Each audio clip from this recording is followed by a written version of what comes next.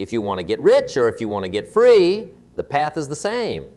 Stop consuming today. All the losers in the world are consumers. All the billionaires in the world are producers.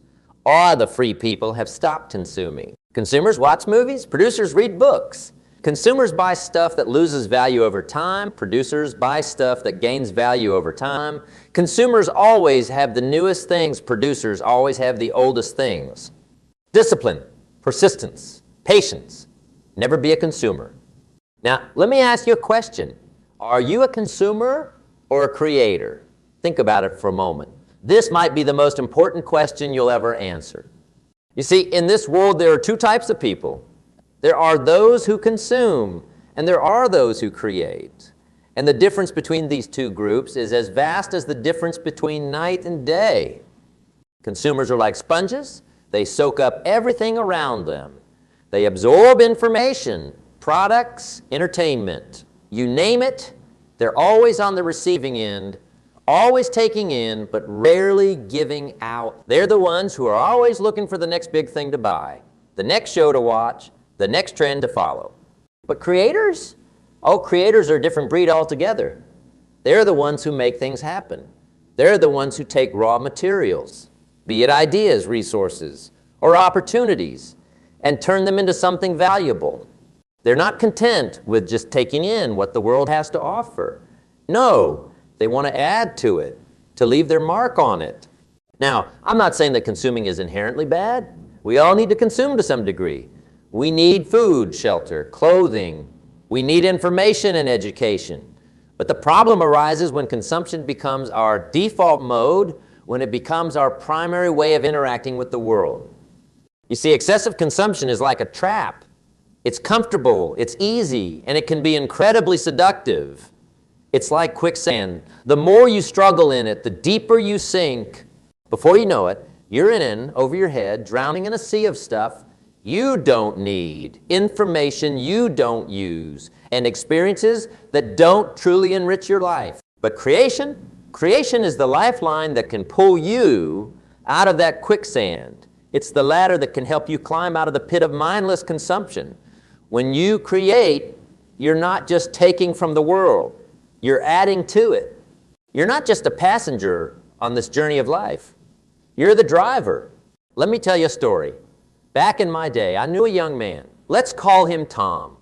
Tom was the quintessential consumer. He had all the latest gadgets, wore all the trendiest clothes, ate at all the fanciest restaurants. From the outside, it looked like Tom had it all. But you know what? Tom was miserable. He was drowning in debt, always chasing the next big purchase. He was constantly stressed, always worried about keeping up with the Joneses. His life was a never-ending cycle of work, spend, worry, repeat. Now contrast that with another young man I knew. We'll call him Jack. Jack didn't have much in terms of material possessions. His clothes were simple, his car was old, his apartment was small. But Jack was a creator. Every day Jack would wake up early and work on his ideas.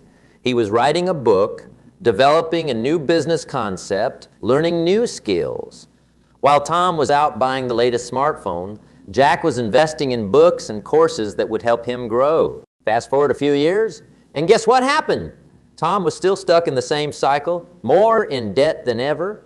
But Jack had published his book, started a successful business, and was living life on his own terms. He wasn't rich by conventional standards, but he was wealthy in all the ways that truly matter. You see, that's the power of being a creator. It's not just about making money, although that often comes as a byproduct. It's about creating value, about contributing something meaningful to the world. It's about growth, about becoming more than you were yesterday. Now, I can almost hear some of you thinking, but I'm not creative. I can't write a book or start a business. Let me stop you right there. Being a creator isn't about having some innate artistic talent. It's not about being the next Shakespeare or Steve Jobs. Being a creator is a mindset. It's about approaching life with the intention of adding value, of making things better. You can be a creator in any field, in any role. A teacher who develops innovative ways to engage students. That's a creator. A janitor who finds more efficient ways to keep a building clean, that's a creator too.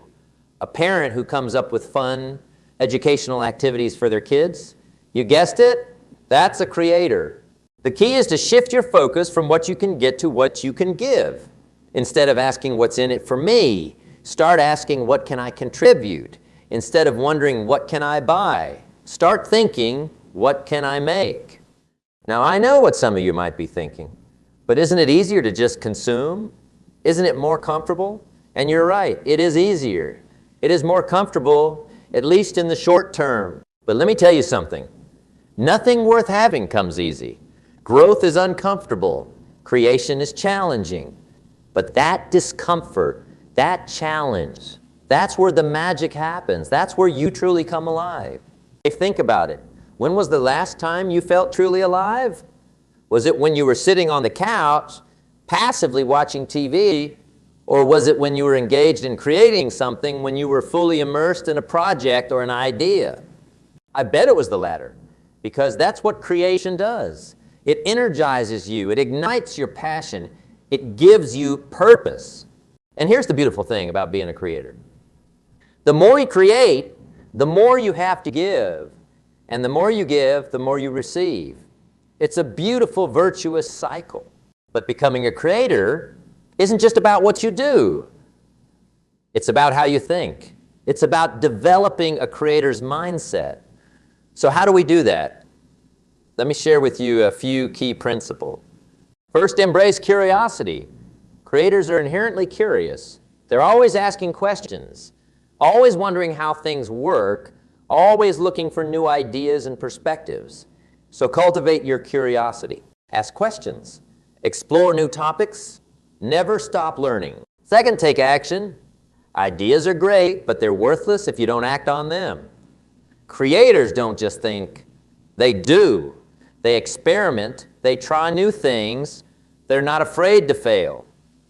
Remember, it's better to try and fail than to never try at all. Third, focus on value. Always ask yourself, how can I value? Whether it's in your job, your relationships, or your personal projects, focus on creating value for others. When you focus on giving value, you'll find that value comes back to you tenfold. Fourth, embrace discomfort. Growth happens outside your comfort zone. So don't shy away from challenges. Embrace them. See them as opportunities to learn and grow. Fifth, be patient. Creation takes time. Rome wasn't built in a day, and neither will your dreams be. But if you stay consistent, if you keep putting in the work day after day, you'll be amazed at what you can achieve. Now, I want to address something important here. When I talk about being a creator, I'm not just talking about material creation. Yes, creating products, businesses, artwork, these are all forms of creation. But there's another type of creation that's just as important, if not more so. I'm talking about creating yourself. You see, the most important thing you'll ever create is your own life. Your character, your skills, your relationships, your experiences, these are all things that you create. Every day, with every decision you make, you're creating your future self. You're either creating a stronger, wiser, more capable version of yourself, or you're creating a weaker, less confident, less capable version. So ask yourself, what kind of self are you creating? Are you investing in your growth, in your education, in your skills? Are you nurturing your relationships? Are you taking care of your health? Are you cultivating positive habits? Or are you letting life happen to you? Are you drifting along, consuming whatever comes your way, reacting to life instead of creating it? You see, that's the fundamental difference between consumers and creators. Consumers let life happen to them. Creators make life happen for them. Now, I want to be clear about something.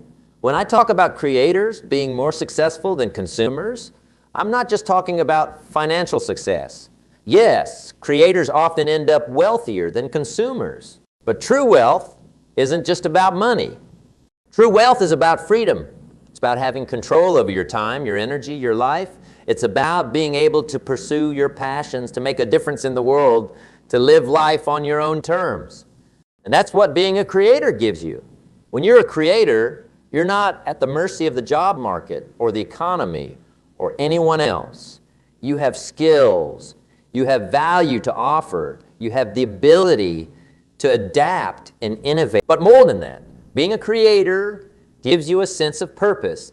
It gives you the satisfaction of knowing that you're not just taking from the world but contributing to it. It gives you the joy of seeing your ideas come to life, of watching your creations make a difference in people's lives. Now, I know some of you might be thinking, but I'm too old to become a creator. I've been a consumer all my life. It's too late for me. Let me tell you something. It's never too late. Never. I've seen people in their 60s, 70s, even 80s completely transform their lives by embracing a creator's mindset. Age is not a barrier to creation. In fact, with age comes wisdom, experience, perspective. All valuable assets for a creator. The only thing standing between you and becoming a creator is your mindset. It's the stories you tell yourself. It's the limitations you put on yourself. So I challenge you today, I challenge you to shift your mindset, to start seeing yourself not as a consumer, but as a creator, to start looking at the world not in terms of what you can get, but what you can give. Start small if you need to. You don't have to write a best-selling novel or start $1 million business right away. Start by creating small things. Maybe it's a blog post sharing your thoughts. Maybe it's a homemade gift for a friend. Maybe it's a new process at work that makes things more efficient. The size of the creation doesn't matter. What matters is that you start creating, because once you get a taste of what it's like to bring something new into the world, you'll be hooked. You'll want to create more, to do more, to be more. And as you create, you'll find that you start attracting other creators. You'll start building a network of like-minded individuals who inspire you, challenge you, support you. You'll find yourself in an upward spiral of growth and opportunity. Now, let me be clear. The path of a creator isn't always easy. There will be challenges. There will be setbacks. There will be times when you doubt yourself, when you wonder if it's worth it. But let me tell you something. It is worth it. The struggles, the challenges, the setbacks, they're all part of the journey. They're what make the victory so sweet. They're what make you grow, what make you stronger. And here's the thing. Even if you fail, even if your creations don't turn out the way you hoped, you'll still be better off than if you never tried at all. Because in the process of creating, you'll have grown. You'll have learned. You'll have become more than you were before. That's the beauty of being a creator. Every act of creation, whether it succeeds or fails, makes you better. It makes you stronger, smarter, more capable. It expands your horizons, increases your skills, builds your confidence. So don't be afraid of failure. Embrace it as part of the process. Learn from it, grow from it, and then get back up and create again. Now, I want to address something important here. When I talk about being a creator, I'm not saying you have to quit your job and to become an entrepreneur. You can be a creator within any role, any job, any situation.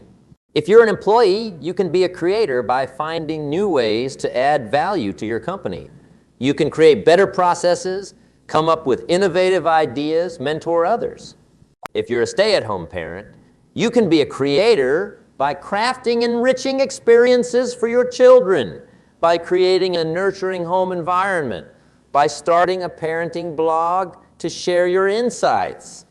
If you're retired, you can be a creator by volunteering in your community, by starting a hobby that produces something tangible, by writing your memoirs to pass on your wisdom to future generations.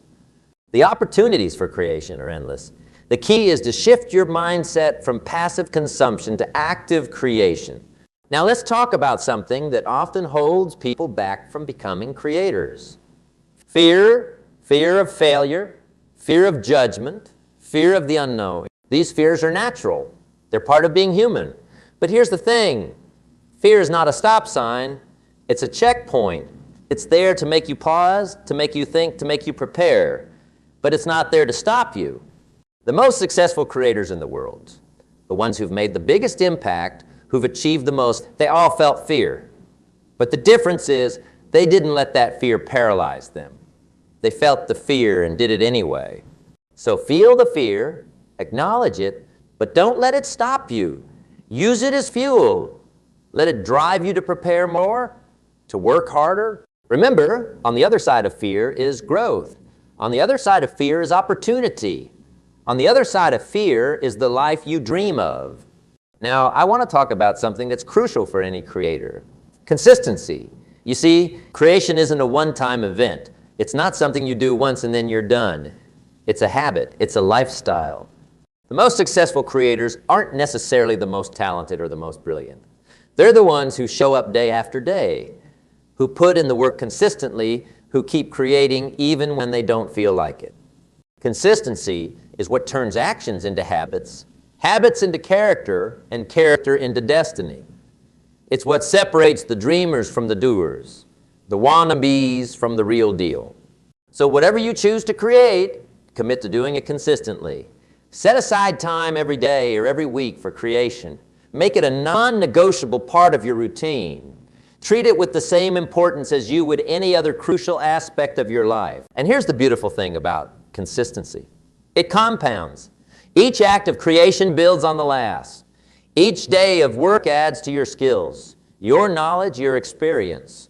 Over time, these small, consistent efforts add up to massive results. Now let's talk about something that's often overlooked when discussing creation: the importance of rest and reflection. You see, creation isn't just about constant output. It's also about input. It's about giving your mind space to process, to make connections, to come up with new ideas. Some of the best ideas come when you're not actively trying to create. They come in the shower, on a walk, while you're falling asleep. That's why it's crucial to build periods of rest and reflection into your creative process. Take time to step back from your work. Take walks in nature. Meditate, journal. Give your mind the space it needs to make those unexpected connections that lead to breakthrough ideas. And don't forget to celebrate your creations, no matter how small. Take pride in what you've made. Share it with others. Let yourself feel the joy of bringing something new into the world. Now, as we start to wrap up, I want to leave you with a challenge. For the next 30 days, I want you to commit to being a creator. Every single day, create something. It doesn't have to be big. It could be a sketch, a poem, a new recipe, a thoughtful email to a friend, a solution to a problem at work. What doesn't matter as much as the act of creation itself. What matters is that you shift from passive consumption to active creation. And at the end of those 30 days, look back and see how you feel. I bet you'll find that you feel more alive, more energized, more fulfilled. I bet you'll find that you've grown in ways you never expected. Because that's what creation does. It doesn't just change the world around you. It changes you. It makes you more of who you truly are. It brings out the best in you. So I ask you again, are you a consumer or a creator? The choice is yours. And it's a choice you make every single day, with every action you take, with every minute you spend. Choose to be a creator. Choose to add value to the world. Choose to make your mark. Choose to live a life of purpose and meaning. Remember, the world doesn't need more consumers. The world needs more creators. The world needs you, your ideas, your passion, your unique perspective. So go if you want to get rich or if you want to get free. The path is the same. Stop consuming today. All the losers in the world are consumers. All the billionaires in the world are producers. All the free people have stopped consuming. Consumers watch movies. Producers read books. Consumers buy stuff that loses value over time. Producers buy stuff that gains value over time. Consumers always have the newest things. Producers always have the oldest things. Discipline, persistence, patience. Never be a consumer. Now, let me ask you a question. Are you a consumer or a creator? The answer to this question could very well determine the trajectory of your entire life. It's a simple question, but don't be fooled. It's not an easy one to answer honestly. You see, we live in a world that's designed to turn us all into consumers. From the moment we wake up to the moment we go to sleep, we're bombarded with messages telling us to buy this. Try that upgrade to the latest model. It's a never-ending cycle of consumption. that's designed to keep us trapped, to keep us small, to keep us from reaching our true potential. But here's the thing. The truly successful people, the ones who make a real difference in this world, they're not consumers. They're creators.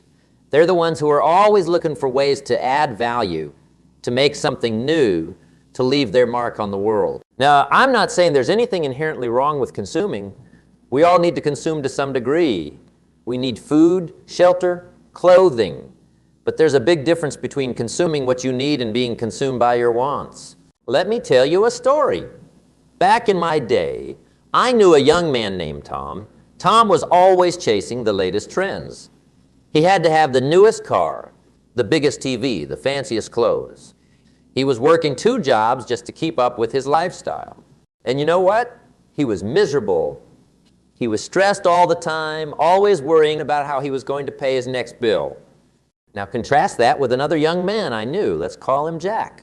Jack lived in a small apartment, drove an old car, and wore the same clothes year after year.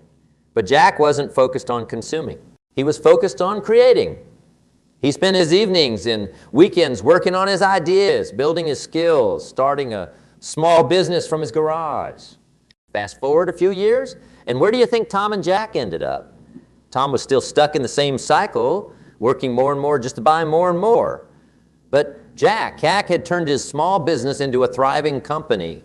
He was employing dozens of people, making a real difference in his community. And here's the kicker. He could have afforded all the things Tom had been chasing, but he didn't want them anymore. He had found something far more valuable. You see, that's the secret that all truly successful people understand. It's not about what you have, it's about what you create. It's not about how much you can consume, it's about how much value you can add to the world. Now, I can almost hear some of you thinking, but I'm not creative. I don't have any special talents. Let me stop you right there.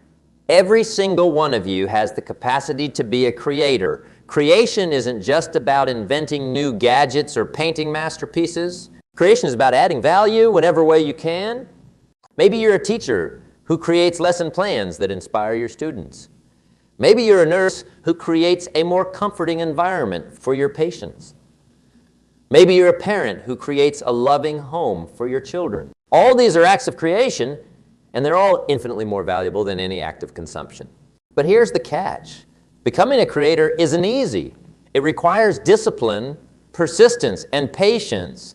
It requires you to delay gratification, to resist the constant temptation to consume. It requires you to invest in yourself, to constantly learn and grow. Let me give you an example. When I was starting out, I made a decision. Instead of spending my money on fancy dinners or new clothes, I invested in books. I read everything I could get my hands on. Business, philosophy, psychology, you name it, I read it. And you know what? Those books changed my life. They opened my mind to new ideas, new possibilities. They gave me the knowledge and the inspiration I needed to start creating my own success. Now, I'm not saying you need to live like a monk.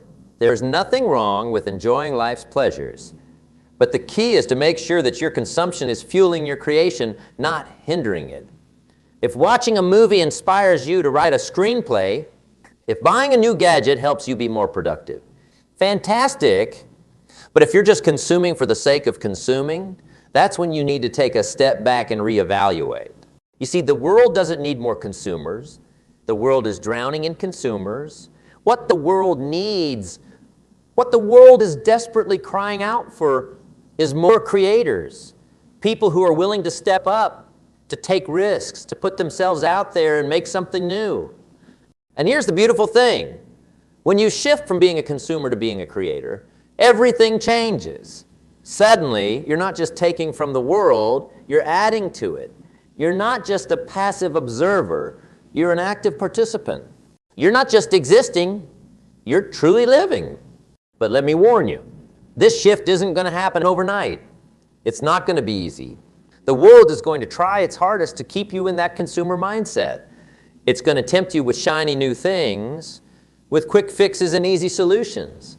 It's going to tell you that you're not good enough, that you don't have what it takes to be a creator. Don't listen to it. Those voices, They are voices of fear, of mediocrity, of settling for less than you're capable of. And you, my friends, you were not put on this earth to be mediocre. You were put here to be extraordinary, to make your mark, to create something meaningful. So how do you make this shift? How do you go from being a consumer to being a creator? Well, it starts with a decision. A decision to stop letting the world dictate your choices. A decision to start taking control of your life, your time, your energy. Start small. Instead of watching TV tonight, write a page of that book you've always wanted to write. Instead of buying a new outfit, invest that money in a course that will teach you a new skill. Instead of scrolling through your phone, spend that time brainstorming ideas for a business you could start. And here's a crucial point. Don't wait until you feel ready. You'll never feel completely ready. The most successful creators in the world, they weren't ready when they started. They were scared. They were uncertain. They had no idea if what they were doing would work. But they started anyway. And that's what separated them from everyone else. Remember, every expert was once a beginner. Every successful business started with a single idea. Every masterpiece began with a blank canvas. The key is to start, to take that first step, no matter how small it might seem. Now, I can already hear some of you saying, but what if I fail? What if my creation isn't good enough? Well, let me tell you something.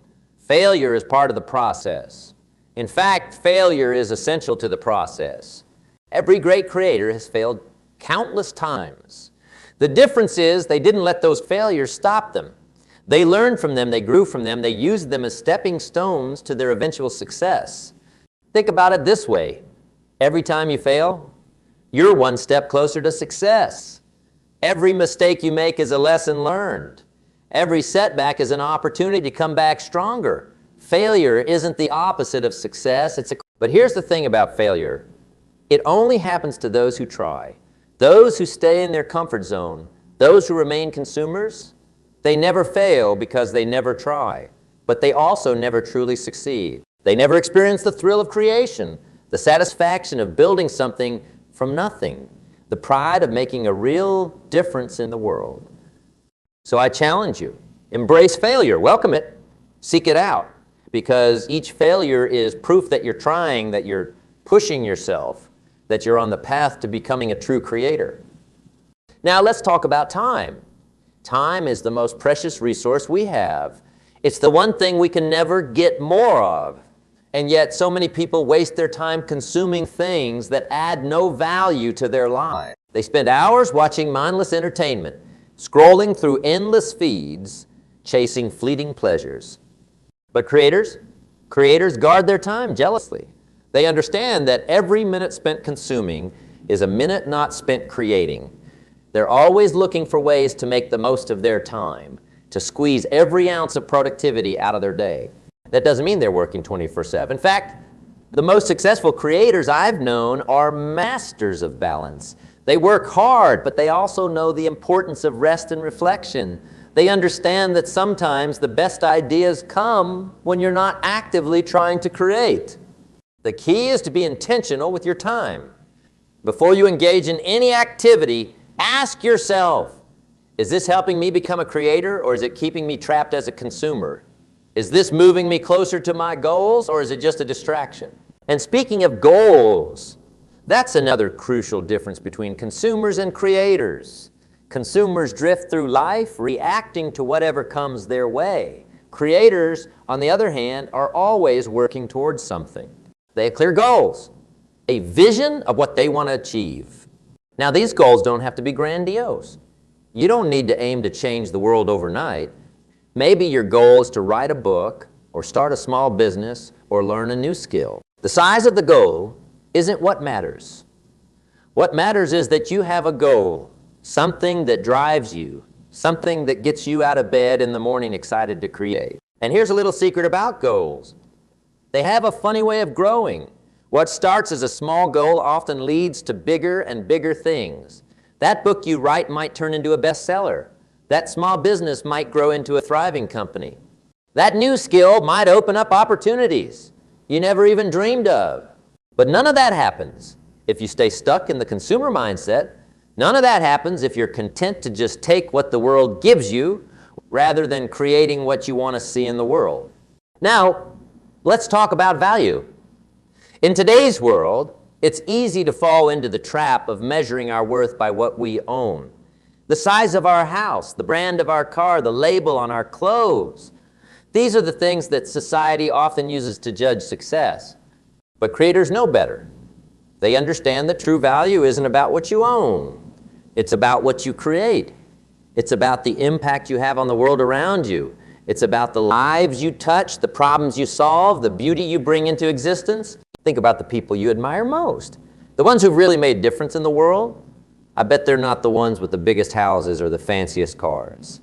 They're the ones who've created something meaningful, something that's touched lives and changed the world for the better. That's the kind of value you should be striving for. Not the fleeting satisfaction of buying something new, but the lasting fulfillment of creating something worthwhile. And here's the beautiful thing about creating value. The more value you create for others, the more value tends to come back to you. It's not always direct and it's not always immediate, but over time, the creators are the ones who tend to prosper. Not just financially, but in all areas of life. Now, I want to address something that I know is on many of your minds. You're thinking, this all sounds great, but I have bills to pay. I have responsibilities. I can't just quit my job and become a full-time creator. And you're right.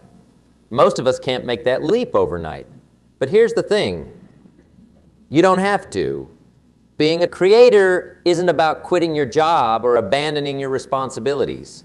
It's about changing your mindset, about looking for opportunities to create value in whatever situation you find yourself in. Maybe you start by being a creator in your current job. Look for ways to innovate, to improve processes, to add more value to your company and your customers. Maybe you start a side project, something you work on in the evenings or on weekends. Maybe you volunteer your skills to a cause you care about. The point is, you can start becoming a creator right where you are right now. You don't need permission. You don't need perfect circumstances. You just need to decide that from this moment on, you're going to prioritize creation over consumption. And as you do this, as you start flexing those creative muscles, something amazing will happen. You'll start to see opportunities everywhere. Problems that used to frustrate you will become exciting challenges to solve. Ideas that you used to dismiss as impractical will start to seem possible. You'll start to realize that the world is full of possibilities, full of chances to create, to innovate, to make a difference. And bit by bit, day by day, you'll find yourself transforming from a consumer into a creator. Now, I don't want to talk about something that's absolutely crucial for any creator: continuous learning. In today's rapidly changing world, the ability to learn and adapt is more important than ever, and this is another area where creators have a huge advantage over consumers. You see, consumers are passive. They take in information without really engaging with it. They might learn a few facts here and there, but they're not really growing, not really developing new skills or insights. Creators, on the other hand, are active learners. They're always seeking out new knowledge, new skills, new perspectives. They understand that in order to create something truly valuable, they need to constantly be expanding their understanding of the world. This doesn't mean you need to go back to school or get another degree. In fact, some of the most valuable learning happens outside of traditional education. Read books, listen to podcasts, attend workshops, seek out mentors, engage in meaningful conversations with people who challenge your thinking. And most importantly, apply what you learn. Knowledge without action is just information. But knowledge combined with action, that's power. That's the fuel that drives creation. Now, let's talk about something that trips up a lot of would-be creators: perfectionism. We live in a world that often seems to demand perfection. We see polished final products everywhere we look, and it's easy to fall into the trap of thinking that our creations need to be perfect from the start. But here's the truth. Perfectionism is the enemy of creation. It paralyzes us, keeps us from starting, keeps us from sharing our work with the world. And the most successful creators, they understand that done is better than perfect. They know that every great creation starts as a rough draft. They're not afraid to put out work that's less than perfect because they know that the feedback they get, the lessons they learn, will help them improve. They see their work as a continual process of iteration and improvement, not as a single make or break moment. So if you're holding back from creating because you're waiting for the perfect idea, the perfect time, the perfect circumstances, stop waiting. Start creating. Put your work out there, even if it's not perfect. Especially if it's not perfect, because that's how you grow, that's how you improve, that's how you eventually create something truly great. Now, I want to touch on something that's absolutely crucial for any creator, resilience. Because let me tell you, the path of a creator is not an easy one. You're going to face setbacks. You're going to face criticism. You're going to have days where you wonder if it's all worth it. But the creators who ultimately succeed are the ones who develop resilience. They're the ones who can take a hit and keep moving forward. They're the ones who see obstacles not as roadblocks, but as challenges to overcome. And here's the thing about resilience. It's not something you're born with. It's something you develop. Every time you face a setback and keep going, you're building resilience. Every time you receive criticism and use it to improve rather than give up, you're building resilience. Every time you fail and get back up, you're building resilience. So embrace the challenges. Welcome the setbacks, because each one is an opportunity to grow stronger, to become more resilient, to become a better creator. Now let's talk about something that's often overlooked in discussions about creation. The importance of rest and reflection. In our hustle culture, there's often a tendency to glorify constant work, to wear busyness as a badge of honor. But the most effective creators understand the value of downtime. You see, creation isn't just about the active process of making something. It's also about giving your mind space to wander, to make connections, to come up with new ideas. Some of the best ideas come when we're not actively trying to create, when we're taking a walk or taking a shower or just sitting quietly. So don't feel guilty about taking breaks. Don't feel like you need to be creating every waking moment. Build in time for rest, for reflection, for letting your mind wander. It's not wasted time. It's a crucial part of the creative process. And while we're on the subject of rest,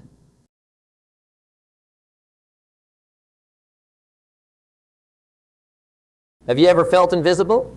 Like you're just another face in the crowd? Easily replaced and quickly forgotten. I want you to think about that feeling for a moment. Really let it sink in.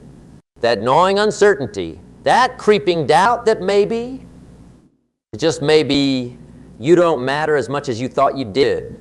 Now hold on to that feeling, because we're going to transform it into something powerful. You see, there's a fundamental truth that most people never grasp. Your value isn't determined by others. It's determined by you. And when you truly understand your own worth, when you cultivate yourself to become truly irreplaceable, that's when everything changes. That's what we're here to talk about today. How to make them fear losing you. Now, I'm not talking about manipulation or playing games. I'm talking about becoming so valuable, so essential, that the very thought of your absence creates a void that can't be filled. It's about personal growth on such a profound level that you become a beacon of light in a world of mediocrity. Let's start with the simple questions. What makes someone irreplaceable? Is it talent, skills, charisma? Sure, those things play a part, but they're not the whole story. Not even close. True irreplaceability comes from within.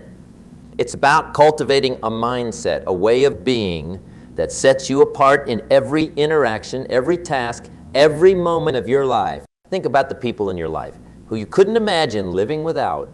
What makes them special? Is it just their abilities, or is it something more? Something intangible that you can't quite put your finger on, but you know it when you see it. That something's what we're after. And I promise you, it's within your reach. But it's going to take work, hard work, the kind of work most people aren't willing to do. Because here's the truth. Becoming irreplaceable isn't about being perfect. It's about being relentless in your pursuit of growth. It's about showing up every single day, ready to give more than you take, ready to push yourself beyond your comfort zone, ready to face your fears and overcome them. It starts with self-awareness. You need to take a long, hard look in the mirror and ask yourself some tough questions. What are your strengths? What are your weaknesses? What unique perspectives and experiences do you bring to the table? What value do you add to the lives of those around you? And here's the kicker. You need to be brutally honest with yourself. No sugarcoating, no excuses. Because if you can't be honest with yourself, how can you expect others to see your true value? Once you've got a clear picture of where you stand, it's time to start building. And I mean building yourself from the ground up. Every skill, every trait, every habit that makes you who you are needs to be examined, refined, and strengthened. Are you reliable? Then become the most dependable person anyone has ever met. Are you creative? Then push your creativity to new heights every single day. Are you a problem solver? Then tackle challenges that others shy away from. But here's the thing. It's not just about what you do, it's about how you do it. It's about the energy you bring, the attitude you carry, the impact you make on everyone around you. Think about it. We've all met people who light up a room just by walking into it. People whose very presence makes others feel energized, inspired, capable of achieving more than they ever thought possible. That's the kind of person you need to become. And it starts with your mindset. You need to cultivate an unwavering belief in yourself and your abilities. Not arrogance, mind you. Confidence. There's a big difference. Arrogance repels. Confidence attracts. Confidence says, I know my worth, and I'm here to add value.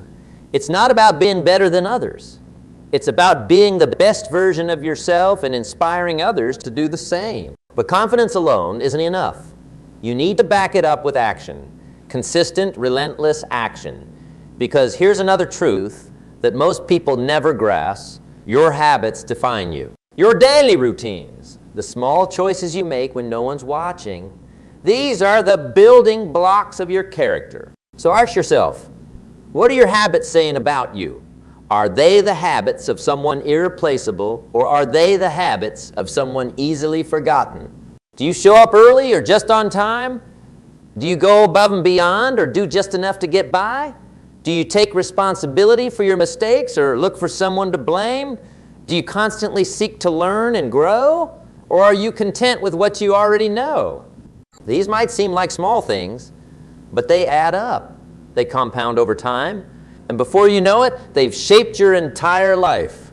Now, I want you to imagine for a moment what your life would look like if you committed to excellence in everything you do, if you approached every task, every interaction, every opportunity with the mindset of someone truly irreplaceable. How would it change the way you work? The way you relate to others? The way you see yourself? I'll tell you how. It would transform you from the inside out. It would make you someone that others not only want to be around, but someone they can't imagine being without. But let me be clear. This isn't about becoming someone else. It's about becoming the truest, most authentic version of yourself. Because authenticity is irreplaceable. In a world full of imitations and knockoffs, genuine people stand out like beacons. So don't try to be someone you're not. Instead, focus on amplifying your unique strengths, your passions, your quirks. These are the things that make you you. And when you fully embrace them, when you let them shine through in everything you do, that's when you become truly unforgettable. Now, some of you might be thinking, but what if I'm not special? What if I don't have any unique talents or abilities? Let me stop you right there. Everyone, and I mean everyone, has something unique to offer. Your experiences, your perspective, your way of seeing the world, these are things that no one else has in quite the same way you do. The problem isn't that you're not special. The problem is that you haven't yet discovered or fully developed what makes you special. And that's okay. That's what this journey is all about. It's about peeling back the layers, digging deep and uncovering the gold that's been inside you all along. It's about having the courage to be vulnerable, to fail, to learn, and to grow. Because here's another truth. Growth isn't comfortable. It's not meant to be. Growth happens when we push ourselves beyond our limits, when we face our fears head on. when we do the things that scare us. So I want you to ask yourself, what scares you? What's holding you back from becoming the person you know you could be? Is it fear of failure? Fear of success? Fear of what others might think? Whatever it is, I want you to face it, embrace it, use it as fuel to propel you forward. Because on the other side of that fear is where true growth happens. It's where you become irreplaceable. Now, let's talk about relationships. Because being irreplaceable isn't just about what you can do. It's about how you make others feel. Think about the people in your life who you value most, the ones you couldn't imagine living without. What is it about them that makes them so special? Is it just their skills or abilities, or is it something more? I'd be willing to bet it's the way they make you feel, the way they listen without judgment, the way they support you when you're down, the way they celebrate your successes as if they were their own. These are the qualities of someone truly irreplaceable, someone who doesn't just add value through what they do, but through who they are. So how do you become that person? It starts with empathy, with truly seeking to understand others, to see the world through their eyes. It's about being present in every interaction, giving your full attention, your full self. It's about being the kind of person who lifts others up, who inspires them to be better, who makes them believe in themselves and their abilities. And here's the beautiful thing. When you focus on adding value to others, when you genuinely care about their success and well-being, you become invaluable. You become someone they can't imagine living without. But it's not just about being nice. It's about being real. It's about having the courage to speak your truth, even when it's difficult.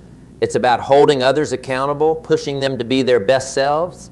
Because true friends, true leaders, true irreplaceable people, they don't just tell you what you want to hear. They tell you what you need to hear. They challenge you to grow, to be better, to reach for more. And when you become that person, the one who inspires, who challenges, who supports unconditionally, that's when they'll fear losing you. Not out of manipulation or coercion, but out of genuine appreciation for the value you bring to their lives. Now, let's talk about your work. Whether you're an employee, an entrepreneur, or somewhere in between, the principles of being irreplaceable apply just the same. In the professional world, being irreplaceable isn't about hoarding knowledge or making yourself the only one who can do a certain job. That's a recipe for stagnation, not growth. No, being irreplaceable at work is about consistently delivering value above and beyond what's expected. It's about being the person who doesn't just identify problems, but comes up with solutions. The one who doesn't just do their job, but looks for ways to improve the entire process. It's about being proactive instead of reactive, anticipating needs before they arise, seeing opportunities where others see obstacles. But more than that, it's about your attitude. It's about being the person who brings positive energy to every situation, the one who lifts the entire team up, the one who people want to work with, not because you're perfect, but because you bring out the best in them. Think about it. In any organization, there are always a few people who stand out, the ones who, if they left, would leave a void that couldn't easily be filled. What makes them different? Is it just their skills? Their knowledge, their experience? Sure, those things play a part. But there are plenty of skilled, knowledgeable, experienced people who are still easily replaceable. No, what sets them apart is their mindset, their approach, their unwavering commitment to. They're the ones who take ownership, who don't make excuses, who see every challenge as an opportunity to prove their worth and add value.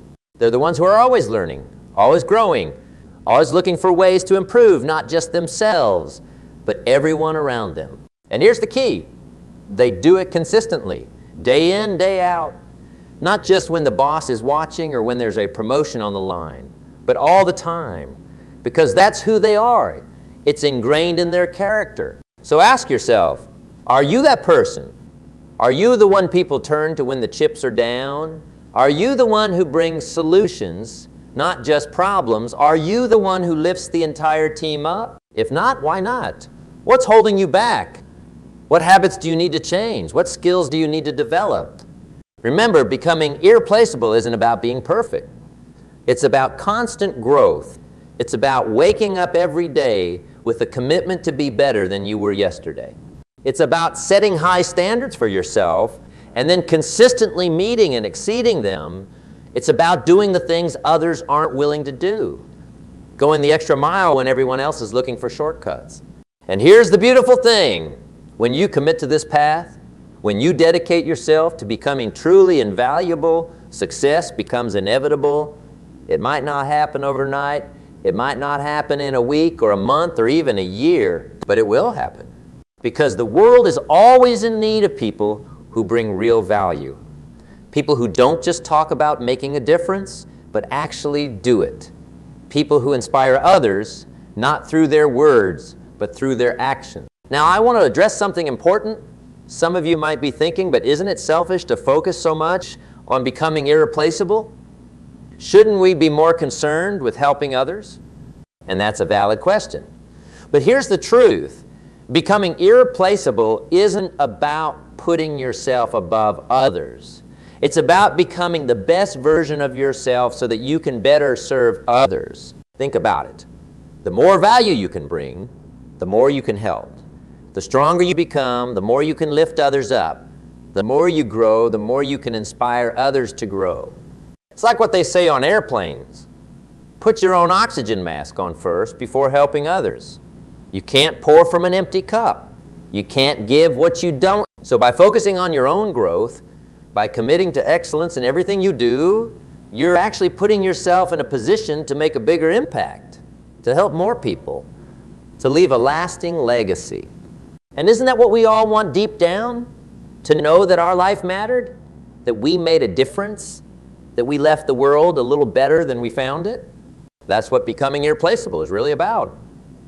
It's not about ego or status. It's about maximizing your potential so that you can maximize your impact. So I want you to think about that. Think about the impact you could have if you truly committed to this path, if you decided right here and now that you were going to become someone irreplaceable. How would it change your life? How would it change the lives of those around you? How would it change your community, your workplace, your world? Because here's the thing. When you become truly irreplaceable, it's not just others who fear losing you. You start to fear losing yourself. You become protective of your growth, your standards, your integrity. You start to make decisions not based on what's easy or comfortable, but on what aligns with your values and your vision for yourself. You start to say no to things that don't serve your growth and yes to things that challenge and stretch you. And as you do this, as you continue to grow and evolve, something magical happens. You start to attract other growth-minded people, people who inspire you, challenge you, push you to be even better. Your circle starts to change. The opportunities that come your way start to change. Your entire life starts to transform. But let me be clear. This isn't about leaving people behind or thinking you're better than others. It's about inspiring others to grow with you. It's about becoming a leader, not through position or title, but through example. Because when you become truly irreplaceable, you naturally become a leader. People are drawn to your energy, your drive, your commitment to excellence. They want to know your secret to understand what makes you different.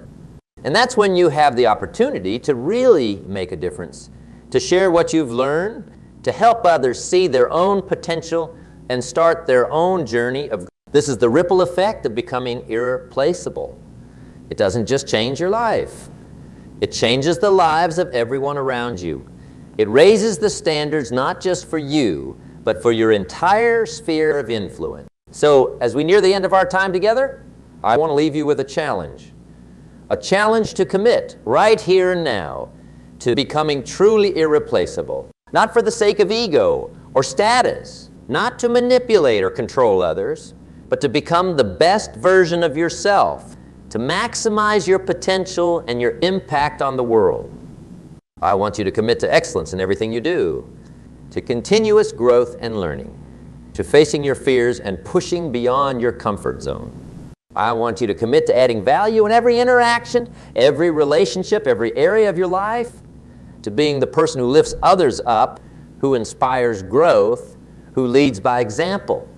I want you to commit to authenticity, to being true to yourself and your values, even when it's difficult, to speaking your truth and standing up for what you believe in. And most of all, I want you to commit to persistence, because this journey isn't always easy. There will be setbacks. There will be days when you doubt yourself, when you wonder if it's all worth it. But I promise you, it is. The person you'll become, the impact you'll have, the life you'll create, it's all worth it. So don't give up. Don't settle for mediocrity.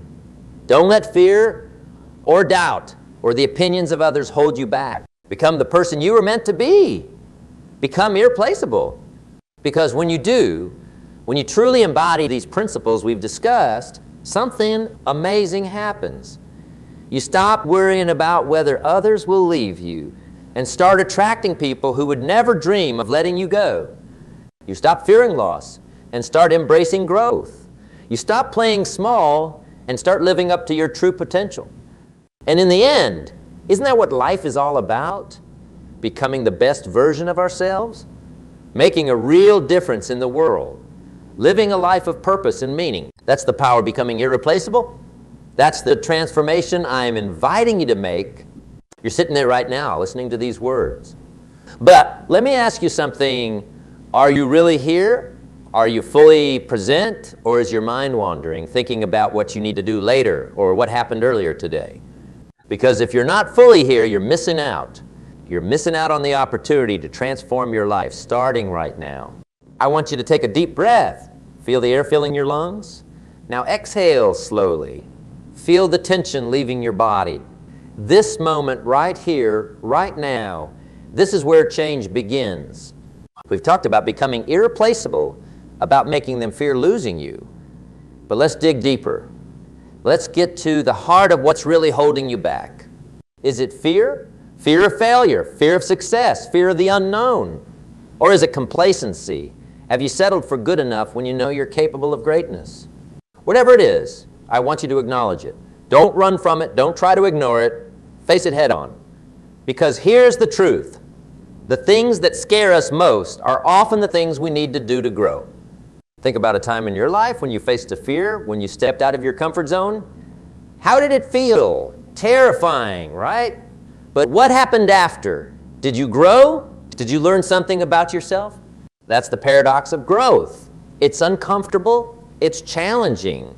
Sometimes it's downright painful, but it's also exhilarating. It's liberating. It's what makes life worth living. So I want you to think about what's holding you back right now. What's that one thing you know you need to do, but you've been putting off? Maybe it's having a difficult conversation with someone. Maybe it's pursuing that dream you've always had but never acted on. Maybe it's simply admitting to yourself that you're capable of more than you've been giving. Whatever it is, I want you to make a commitment right now. A commitment to yourself. A commitment to face that fear, to take that step to become the person you know you can be. Because here's the thing.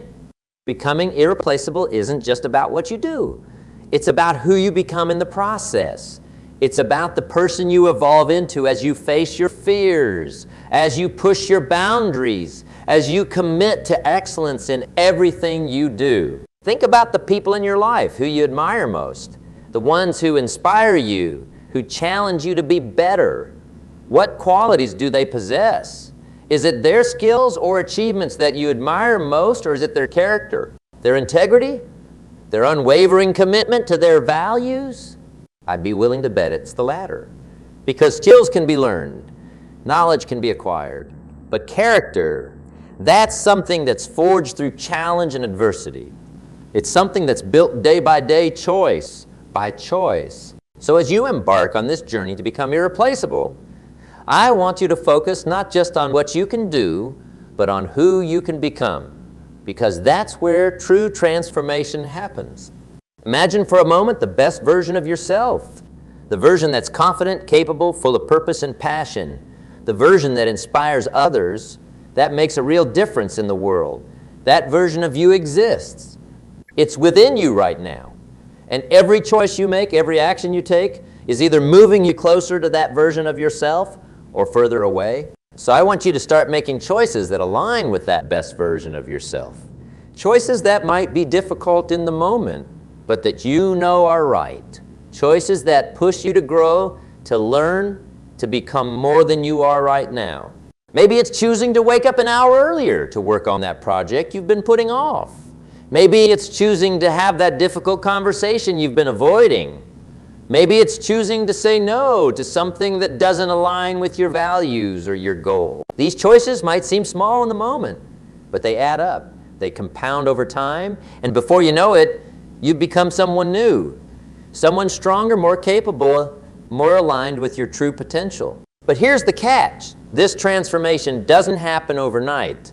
It's not about making one big decision and suddenly becoming irreplaceable.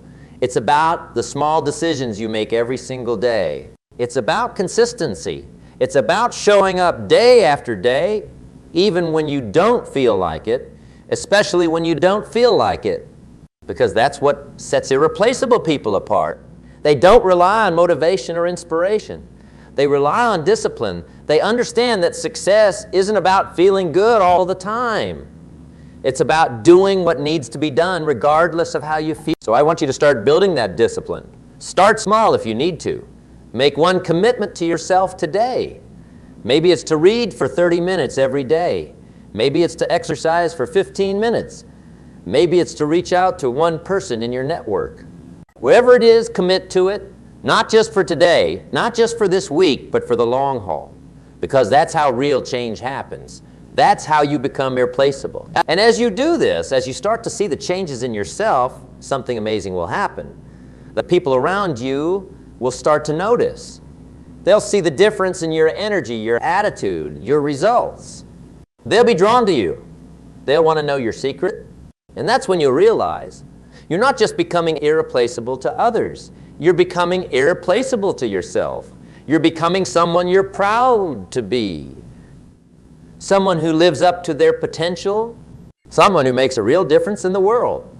That's the ultimate goal. Not to make others fear losing you, but to become someone you can't bear to lose. To become so aligned with your values, so committed to your growth, that the thought of going back to your old ways is unthinkable. So I want you to take a moment right now. Close your eyes if you can.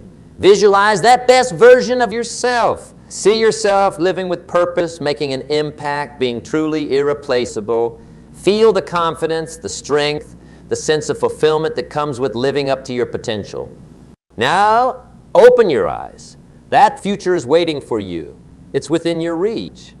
But it's up to you to grab it. It's up to you to make the choices day by day, moment by moment. That will lead you there. Are you ready? Are you willing to do what it takes? To face your fears, to push your boundaries, to become truly irreplaceable. The choice is yours. The power is in your hands, and I believe in you. I believe in your potential to become someone truly extraordinary.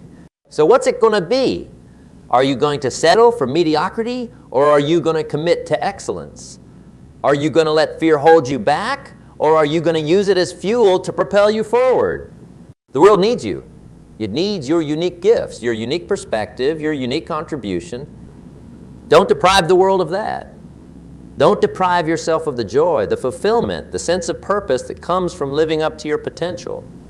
Become irreplaceable, not just to others, but to yourself. Become the person you were always meant to be. The journey starts now. Are you ready? So, what do you say?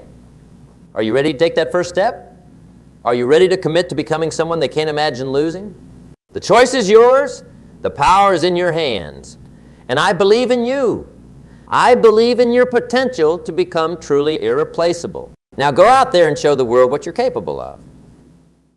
Become the person you were always meant to be. Become irreplaceable. Thank you. I will never forget the day I hit rock bottom. It was 1963, and I was a 32-year-old husband and father, barely scraping by on the meager commissions from my job selling imported goods. Money was tight, tensions were high, and I felt like a failure. One night, after another disappointing sales week, I broke down in front of my wife and kids. Tears streaming down my face, I apologized profusely for not being able to provide for them the way I wanted. I had big dreams of building a better life. But my self-doubt and limiting beliefs were holding me back at every turn. As I sobbed on the living room floor that night, my 9-year-old son came over and put his little hand on my shoulder. "It's okay, Daddy," he said. "We still love you." Those simple words became the wake-up call I desperately needed. In that moment, I realized how harshly I was judging myself. My inner critic was screaming that I was a loser, a disappointment, someone who would never amount to anything.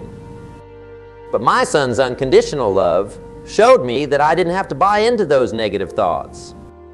I could choose to apologize to myself, to forgive myself for my failures and shortcomings. And then instead of wallowing in self-pity, I could choose to take massive action towards turning my life around. That night marked the start of my personal comeback. Friends, every single one of us has faced setbacks, disappointments, and feelings of failure. We've made mistakes, missed opportunities, or fallen short of our goals. And all too often, our first instinct is to beat ourselves up over it. The inner critic comes roaring in, telling us we're not good enough, smart enough, talented enough to succeed. But what if we took a different approach? What if, instead of piling on the self-criticism, we chose to treat ourselves with compassion and love? To apologize for our mistakes, forgive ourselves, and then take decisive action to create the life we want. That's exactly what I did after my tear-stained floor epiphany that night in 1963. I looked myself in the mirror, stared my failures right in the face, and apologized. I'm sorry I let my fears and doubts hold me back for so long. I'm sorry I didn't believe in myself and my ability to turn my life around. But from this moment on, things are going to be different. With that personal apology and self-forgiveness, a massive weight was lifted off my shoulders. The shackles of self-criticism and negative self-talk were gone. I was free to start over, to pour every ounce of effort into making a comeback. And let me tell you, friends, that comeback didn't happen overnight. I had burned a lot of bridges and made more than my fair share of mistakes up to that point. Rebuilding trust and credibility was an uphill battle. There were plenty of times I wanted to quit, to just slink back to my old ways of self-pity, but I refused to give up on myself again. Anytime my inner voice tried to convince me I was a lost cause, I remembered my personal apology. I was doing this for me, prove to myself that I could change, that I could achieve anything I set my mind to once I got out of my own way. Every small win, every mini milestone was a reminder that my apology wasn't just empty words. It was a solemn vow to never abandon myself again, no matter how long the odds or how bumpy the road ahead. I treated that apology like a sacred oath that I couldn't break. And you know what happened next? My life started turning around in ways I never could have imagined that night on the floor. The business took off. The money started coming in. My relationships with my wife and kids blossomed in incredible ways, all because I apologized to myself and vowed to never give up on becoming the man I knew I could be. Now you might be thinking, sure, it's easy for someone as successful as you to say just apologize and forgive yourself. But you don't know the sorts of mistakes I've made, the ways I've really messed up my life over the years. Oh, friends, you'd be surprised. I've burned more bridges than a wildfire let loose in a lumber yard. I've made terrible decisions, blown huge opportunities, sabotaged myself at every turn through fear, doubt, and insecurity. I was as lost and hopeless as a person can get. But that's exactly why forgiving yourself, making that personal apology, is so powerful and life-changing. It doesn't matter how badly you've messed up in the past. Those mistakes don't define you unless you allow them to. When you apologize to yourself and let go of that self-criticism, you get to start fresh with a clean slate. So let me ask you, what's holding you back right now? What dreams and ambitions have you shelved because you don't think you're good enough, smart enough, talented enough? What's your excuse for playing small, for not going all in on designing your life exactly the way you want it? I'm here to tell you that every single one of those reasons is absolute nonsense.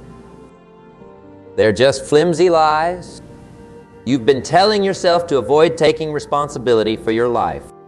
Those fears of failure or rejection or not being enough are simply stories you've chosen to buy into. But today, right here in this room, you get to rewrite that story. You get to apologize to yourself for all the years of self-doubt and negativity, to wipe that slate clean and start pursuing your passions and callings with reckless abandon. Some of you might be thinking, sure, that all sounds nice, but my situation is really messed up right now. I'm so deep in a hole, I'll never be able to dig my way out. Let me tell you a little story to show you how powerful that personal apology can be. Back in the late 1960s, a young man named Kyle attended one of my talks.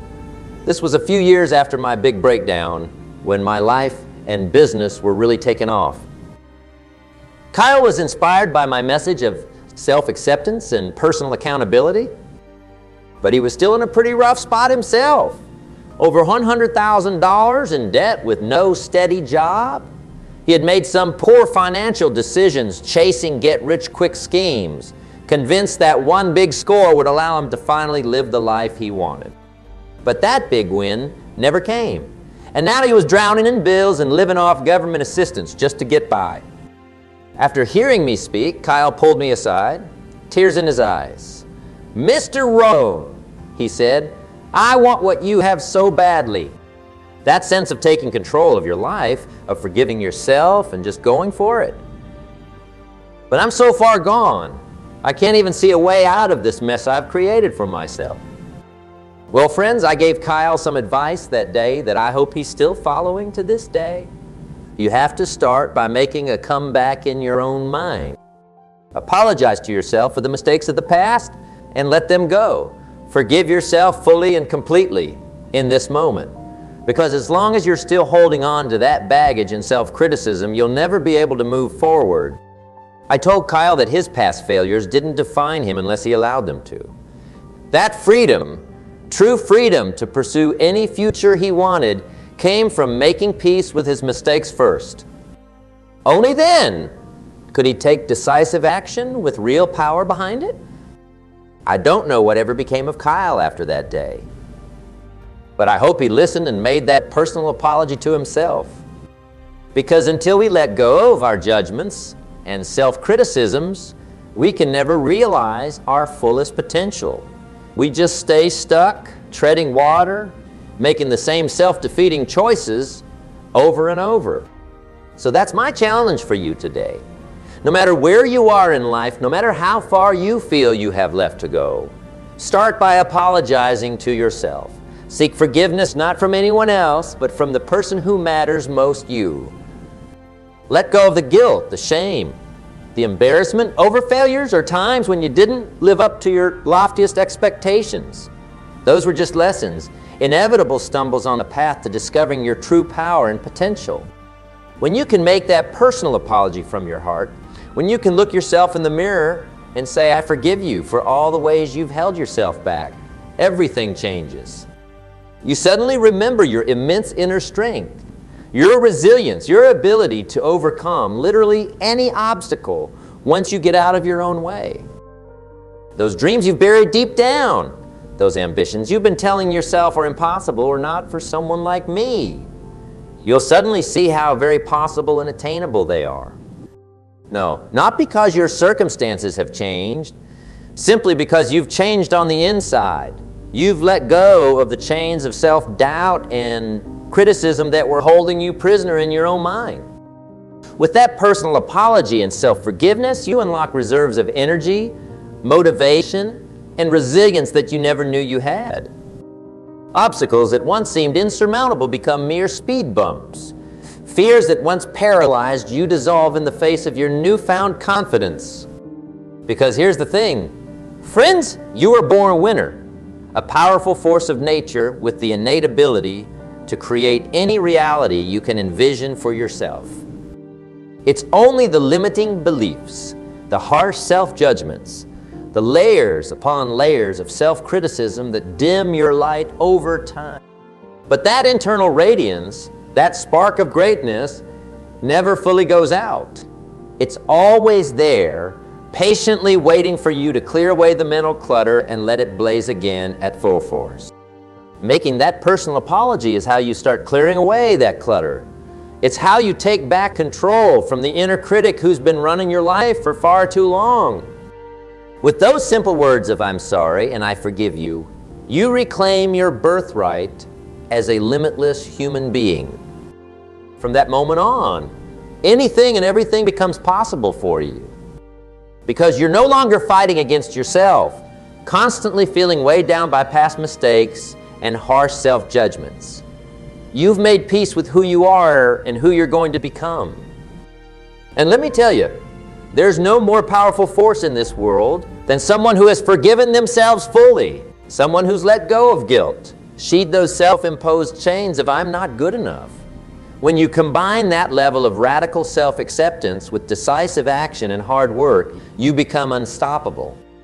I've seen it happen over and over again with people from all walks of life who decided they were finally ready to apologize to themselves, to draw their own personal line in the sand and say, "No more holding myself back.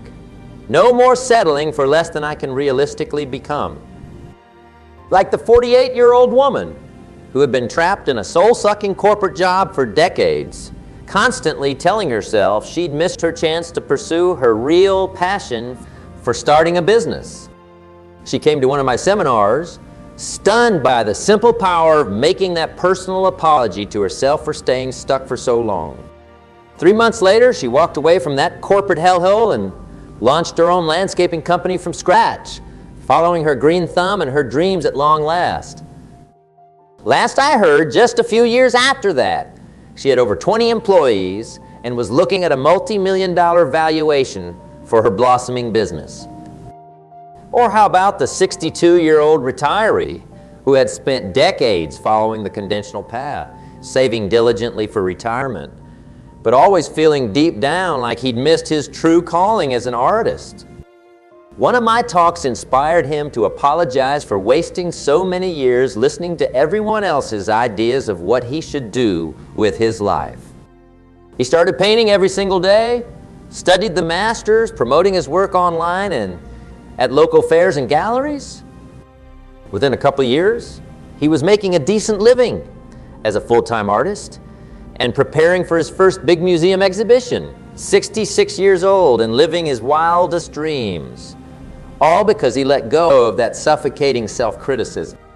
The stories and life transformations I've witnessed after people have made that personal apology never ceased to amaze me. It's like watching a switch be flipped in their minds, turning them into unstoppable forces pursuing their grandest visions and desires. Because that's what forgiveness really gives us. The supreme confidence to dream bigger and bolder than we ever thought possible. Without those negative scripts playing on a constant loop, there's suddenly space for new beliefs about our immense potential to blossom and flourish. So today, if you're feeling stuck, stagnant, or just somehow not living up to your highest self, it's time to make that personal apology, to say those few simple words.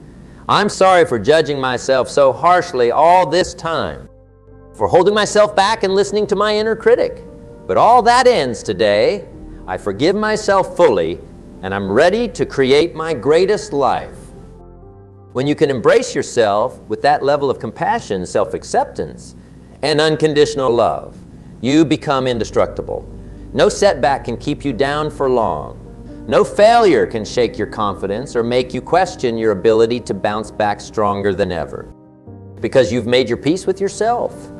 You know that anything that happens is just another lesson, another step along your path. There are no real failures, only feedback to integrate so you can course correct as needed. But that self-forgiveness, that's the prerequisite for everything. It's the catalyst the spark that allows you to light yourself on fire with enthusiasm, vigor, and total faith in your unlimited potential. From this day forward, you get to rewrite the story of your life in whatever way you choose. It doesn't matter what chapters came before. Those can all be reframed as simply journey markers that ultimately led you here to this profound moment of self-realization and rebirth. Every morning from this point on, you get to wake up as a new person.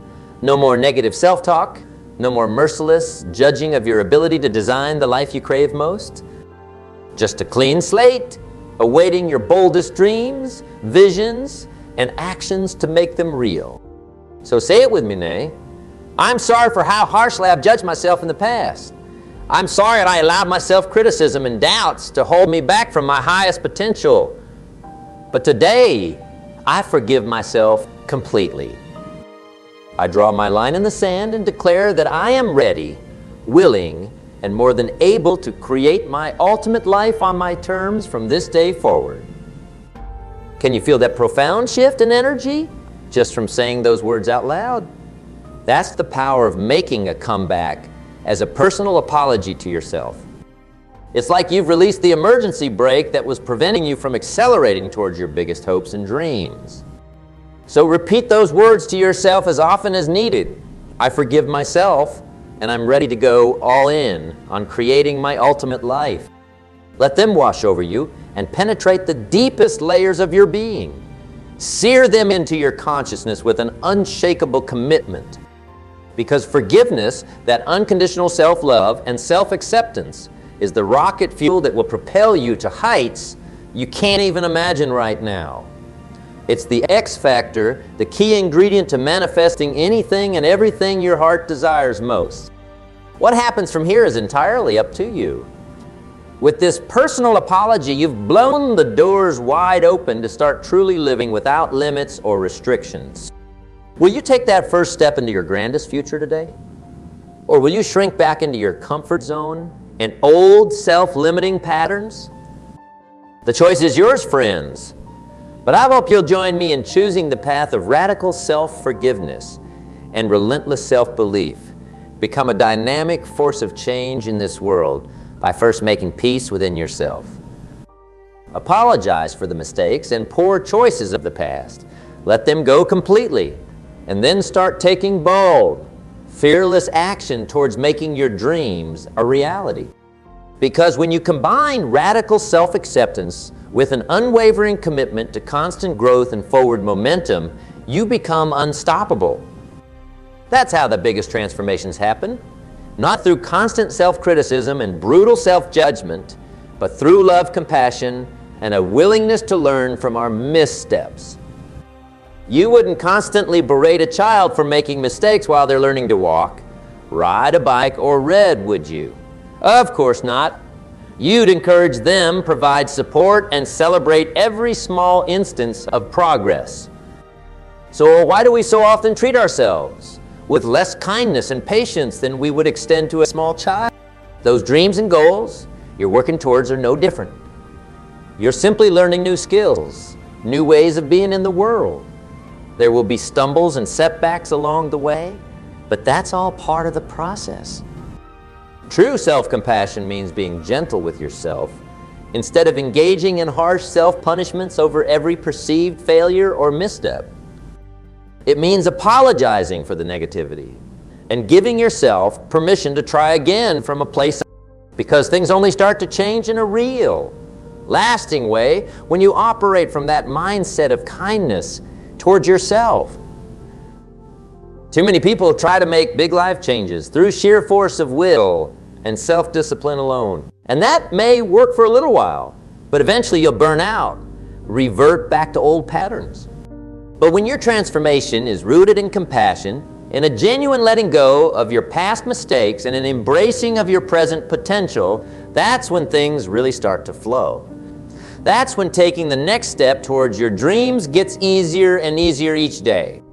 You stop wrestling with yourself, stop listening to those nagging voices of self-doubt and harsh criticism, and you start tuning into your deepest wisdom, your truest passions and callings.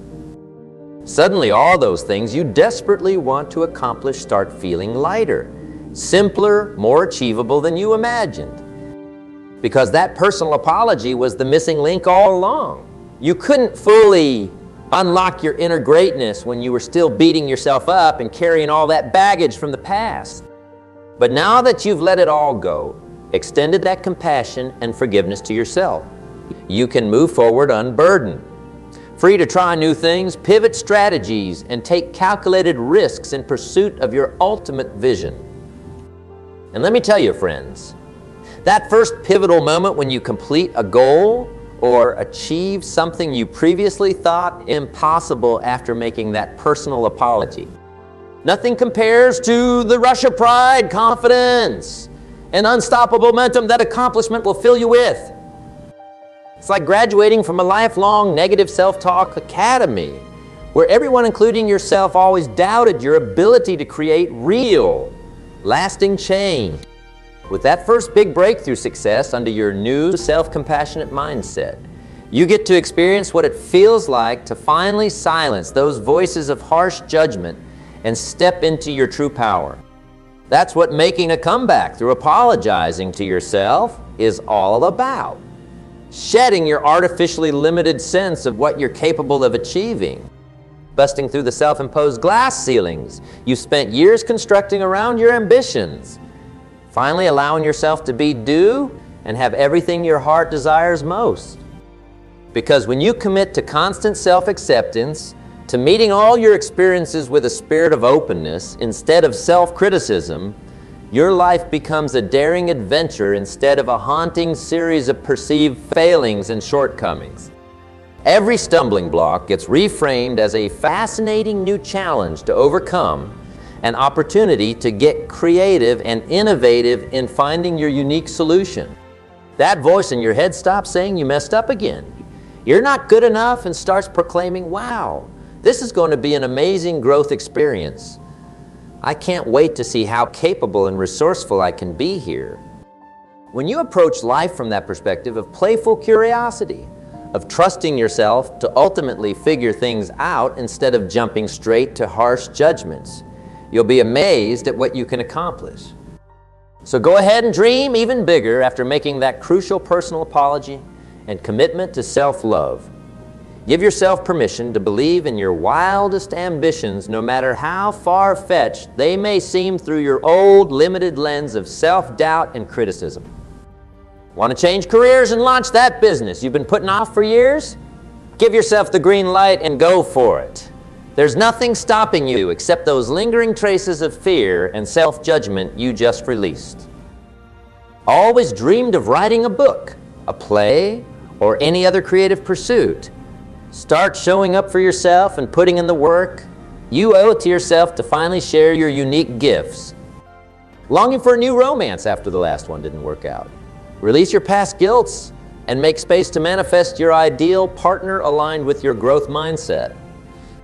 Aspiring to see the world and cross off bucket list destinations? Book those flights, renew that passport. You've already taken the biggest first step in forgiving yourself and believing that you deserve everything you desire. Friends, there's no mythical, perfect version of yourself that you need to become before taking those leaps. The perfectionist mindset will only breed more self-criticism, more harsh judgments that keep you stuck in cycles of anxiety and underachieving. By apologizing to yourself, forgiving your inconsistencies and shortcomings, you free yourself from that unrealistic prison of constant striving without ever feeling good enough. You make peace with the fact that you're a human being having unique experiences, not a flawless machine that needs to operate with robotic precision. And from that grounded, compassionate place of being fully at home with yourself, you gain the unwavering courage and confidence to actually start living as you've always dreamed. Not next week, not next month, or whenever the conditions feel just right. Right here, right now. You get to break free from that cycle of postponing your biggest ambitions because of ingrained feelings of unworthiness and self-imposed limitations. So if you're ready to make that personal comeback, it all starts with 3 simple words. I say them out loud right now and feel their power rippling through your entire body. I forgive myself for all the ways I've judged myself too harshly in the past. All the dreams and ambitions I've shelved because of self-doubt. All the negative self-talk and criticism that limited my sense of what's possible. As of this moment, I extend the deepest love, compassion, and acceptance to myself and my journey so far. I apologize for abandoning my own support, and I vow to become my biggest believer and most supportive ally. I'm ready to show up for myself and my dreams in a huge way. Starting today, I'm making my personal comeback by giving myself permission to create my ultimate life. I am limitless, and I will no longer limit myself. Let those words marinate and sink into the deepest levels of your subconscious mind.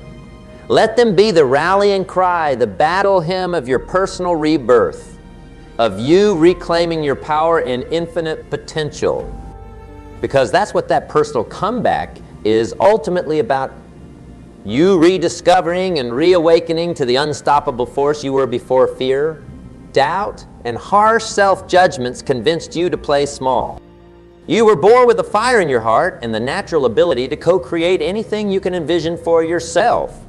That fire is still burning. That spark of greatness always remains. It simply got dampened and obscured by layers of limiting beliefs and self-criticism over time. But no more. With this personal apology, this declaration of radical self-forgiveness, you've begun clearing away those layers of mental and emotional clutter. You're allowing that brilliant inner light to burn brighter with each passing day as you continue treating yourself with gentle compassion and non-judgmental acceptance. From this point forward, you get to show up for every aspect of your life from that unshakable foundation of self-love and deep inner confidence. No more hesitating, second-guessing, or holding yourself back because you don't feel good enough. You've extended that unconditional forgiveness to yourself, released the guilt and shame of the past. And in doing so, you're rediscovering the truth of who you really are at your core, someone absolutely worthy and deserving of achieving every dream and aspiration you can fathom. In this transformative journey of life, we will embark on a profound exploration of the metaphorical river, uncovering timeless lessons that resonate with the essence of keeping forward momentum. As we delve into the rhythmic dance of its currents, we discover that the river is not merely a body of water. It's a metaphor for our own existence. Each twist and turn becomes a metaphorical bend in our journey. Every obstacle a symbol of our challenges, and the serene stretch is a reminder of the importance of balance and introspection. So, join me in this reflective voyage as we navigate the dynamic landscapes of the river, drawing inspiration from its adaptability, resilience, and continuous renewal. Together, we will learn the art of embracing momentum, harmonizing with the river of existence, and savoring the beauty inherent in every step of our extraordinary journey. Ladies and gentlemen, as we stand on the precipice of this transformative journey, let's delve into the profound concept encapsulated in the mantra. Life akin to the ebb and flow of a river. This invites us to embrace the momentum, urging us to become one with the current propelling us towards new experiences and uncharted shores. In envisioning this metaphorical river, one can witness the myriad ways it shapes the landscape, carving through valleys, winding around mountains, and ultimately merging into the vast expanse of the sea. Similarly, our journey is characterized by twists and turns, challenges and triumphs. Yet the essence lies not merely in movement, but in an ongoing commitment to personal and collective evolution. To keep moving forward is a call to action, an acknowledgement that stagnation is the antithesis of life. In the perpetual motion, we find the richness of our potential. Each step forward is an opportunity to grow, learn, and become more than we were yesterday. As we embark on this journey, envision the relentless river, overcoming every obstacle with unwavering determination. Each bend, each rapid represents a new chapter, a new opportunity for growth and discovery. So, let us stand at the banks of this metaphorical river, ready to plunge into the flow of life, ready to embrace the momentum that will carry us towards the extraordinary. But what does it truly mean to embrace momentum in our lives? It goes beyond the mere physical act of moving forward. It encapsulates a mindset, a philosophy of perpetual growth and curiosity. It is about acknowledging that the journey is never truly finished, and with every step, we have the chance to reinvent ourselves, to explore new facets of our potential. Consider the beauty of a flowing river. It never ceases its journey, always seeking new paths, adapting to the landscape, and nourishing everything in its vicinity. In the same vein, our lives can be a continuous journey of exploration, learning, and adaptation. To embrace the momentum is to recognize that, like the river, we can shape our surroundings and leave a lasting impact on the lives of those we encounter. Moreover, the river teaches us resilience. It encounters obstacles, rocks, fallen trees, and turbulent currents. Yet it finds a way to navigate through or around them. Similarly, in our lives, obstacles are the beauty lies not in their absence, but in our ability to overcome them. To keep moving forward is to develop the resilience to face challenges head-on, to find innovative solutions, and to adapt when necessary. Let's also reflect on the river's destination, the vast sea that represents the culmination of its journey. In our lives, the sea may symbolize our aspirations, goals, and the fulfillment of our potential. To keep moving forward is to set our sights on the metaphorical sea, to have a destination that propels us forward with purpose and determination. But the river doesn't rush aimlessly. It follows the contours of the land, carving a unique path. Similarly, our journey is deeply personal. While external influences may shape our course, the essence of the journey lies in forging our own path, making choices that resonate with our values and aspirations. In essence, embracing momentum is a holistic approach to life. It's about continuous growth, adaptability, resilience, and purposeful navigation towards our goals. As we embark on this journey together, let the metaphor of the river inspire us to keep moving forward, to embrace the dynamic flow of life, and to discover the boundless possibilities that lie ahead. So if we stand at the edge of the riverbank, ready to immerse ourselves in the current of life, let the mantra resound within us. In every ripple of the water, in every twist and turn of the river, may we find the inspiration to embrace the momentum and, in doing so, uncover the extraordinary journey that awaits us. As we immerse ourselves in the river's current, let's explore the depths of this metaphorical flow, diving into the nuances of embracing momentum in our daily lives. The river, as a constant force of nature, offers timeless lessons that echo the essence of keeping forward momentum in the dynamic landscape of our existence. Consider the rhythmic dance of the river, its flow mirroring the cycles of life. From the gentle babbling of a brook to the roaring cascade of a waterfall, the river adapts to the terrain it encounters. Similarly, in our lives, maintaining forward momentum requires adaptability to the changing landscapes. Be they serene moments of calm or tumultuous periods of challenge. Embracing momentum is an art, much like the river's ability to mold the earth over time. It's about sculpting our lives with intention, shaping our experiences, and allowing the dynamic nature of existence to mold us into our most authentic selves. Every twist and turn becomes a stroke of the sculptor's chisel, revealing the master.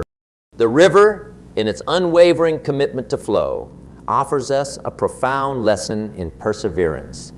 It encounters obstacles, rocks that stand in its path, branches that attempt to divert its course, yet it persists. Similarly, to keep moving forward, we must cultivate a spirit of perseverance. Life's challenges are not roadblocks, but opportunities for growth, and with the resilience of the river, we navigate through them. Furthermore, The river teaches us about the power of synergy. As tributaries join the main flow, the river gains strength. Similarly, in our journey, collaboration and connection amplify our forward momentum. The relationships we cultivate, the communities we engage with, all contribute to the strength of our current, propelling us towards shared aspirations. First, consider the purity of the river's waters, constantly renewing itself. Likewise, in our lives, continuous renewal is essential for sustaining momentum. This involves a commitment to personal growth, a willingness to shed outdated perspectives, and an openness to the ever-evolving currents of change. The river's journey, while relentless, also carries moments of serenity in its meandering stretches. Similarly, in our pursuit of forward momentum, it's crucial to find balance. Moments of reflection, introspection, and appreciation for the beauty that surrounds us. Life's journey is not solely about reaching destinations, but also about savoring the richness of the path. In essence, the river's flow becomes a metaphor for the dance of life, inviting us to synchronize our steps with its rhythm. To keep moving forward is to harmonize with the river of existence, to navigate its ebbs and flows with grace, resilience, and an unwavering commitment to growth. As we continue this exploration of embracing momentum, let us not only marvel at the river's majestic flow, but also integrate its timeless wisdom into the fabric of our lives. Just as the river shapes the landscape through its unwavering commitment to flow, let us shape our destinies with a similar dedication to keeping forward momentum. Consider the river's ability to navigate diverse terrains, from tranquil valleys to rugged canyons. In our lives, the landscape is equally varied, presenting us with moments of calm reflection and challenging stretches that demand resilience. Embracing momentum means navigating these terrains with an open heart, recognizing that each twist and turn contributes to the richness of our journey. The river's adaptability becomes a beacon of inspiration. It doesn't resist the contours of the land, but embraces them, finding a way to flow seamlessly. Likewise, in our lives, forward momentum requires a flexible mindset. It's about adapting to the ever-changing circumstances, learning from challenges, and allowing the landscape of our experiences to shape us into more resilient, compassionate beings. Moreover, let's delve into the river's relationship with time. The river doesn't rush, nor does it linger unnecessarily. It follows its natural course, a testament to the wisdom of flowing in harmony with the rhythm of existence. Similarly, in our pursuit of forward momentum, there's a profound lesson in understanding the importance of timing, knowing when to forge ahead with determination and when to allow moments of stillness and reflection. As we navigate the currents of life, obstacles are inevitable. Rocks and fallen branches stand as metaphors for the challenges that pepper our journey. The river doesn't halt. It finds ingenious ways to flow around or over obstacles, demonstrating resilience in the face of adversity. Likewise, to keep moving forward, we must cultivate a mindset of resilience. Challenges are not roadblocks, but opportunities for creative problem solving, for discovering new facets of our strength. Consider the confluence of tributaries into the main river, a powerful metaphor for the strength found in unity. In our lives, connections and collaborations amplify our forward momentum. The relationships we nurture, the communities we engage with, all contribute to the strength of our current. To keep moving forward is to recognize the interdependence of our journeys, understanding that collective aspirations propel us towards shared destiny. The river's continuous renewal reflects the importance of embracing change. It constantly replenishes itself, a symbol of the rejuvenation that comes with adaptability. Similarly, in our lives, forward momentum necessitates an openness to change. It involves shedding outdated perspectives, embracing new possibilities, and navigating the evolving currents with a sense of curiosity and courage. Now let's explore the river's moments of serenity and its meandering stretches. While the rapids symbolize the invigorating challenges, these serene moments are equally vital. In our pursuit of forward momentum, it's crucial to find balance. Life's moments of reflection, introspection, and gratitude are not pauses in the journey, but integral parts of the rhythm. Life's richness is not solely in reaching destinations, but in savoring the beauty of the path. In conclusion, the river's flow becomes a metaphor for the dance of life, inviting us to synchronize our steps with its rhythm. To keep moving forward is to harmonize with the river of existence, to navigate its ebbs and flows with grace, resilience, and an unwavering commitment to growth.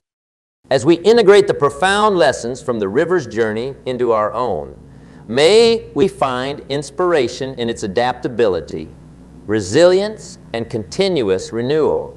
Let the river be a guiding force, reminding us that forward momentum is not just a destination.